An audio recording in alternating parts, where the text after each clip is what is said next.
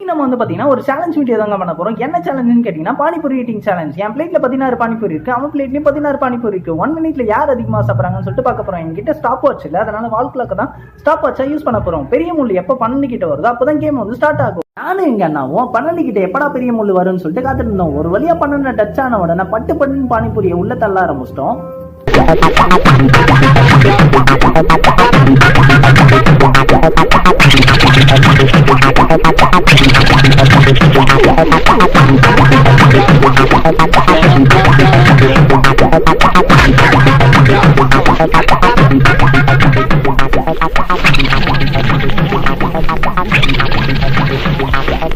ஒரு ஸ்டேஜுக்கு மேல என்னாலையும் சாப்பிட முடியல. ஃபைனலா 1 மினிட் முடிஞ்சிச்சுங்க. 1 மினிட்ல எங்க அண்ணன் எவ்வளவு சாப்பிட்டான்னு பாத்தீங்கன்னா 3 பானிபூரி.